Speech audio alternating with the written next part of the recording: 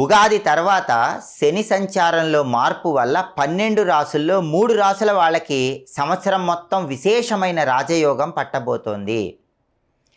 ఆ 3 రాసుల్లో మొట్టమొదటి రాశి మకర రాశి.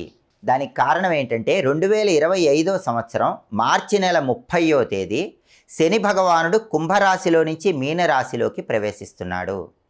మకర రాశి నుంచి లెక్కబెట్టినప్పుడు మకరం, కుంభం, మీనం. శని సంచారంలో మార్పు జరిగిన మీనరాశి 3వ రాశి అవుతుంది. అంటే మకర రాశి వాళ్ళకి ఉగాది తర్వాత శని భగవానుడు తృతీయంలో 3వ స్థానంలో సంచారం చేస్తున్నాడు. ఇది విశేషమైన రాజయోగాన్ని కలిగిస్తుంది. 3వ స్థానంలో శని చాలా బలంగా ఉంటాడు. తృతీయంలో శని ఉన్నప్పుడు కష్టానికి తగిన ప్రతిఫలం ఖచ్చితంగా లభిస్తుంది. సోదరులతో ఉన్న గొడవలన్నీ తొలగిపోతాయి. ప్రాపర్టీస్ పరంగా విశేషమైన లాభం చేకూరుతుంది. అనుకున్న పనులు అనుకున్నట్లు మకర రాశి వాళ్ళు దిగ్విజయంగా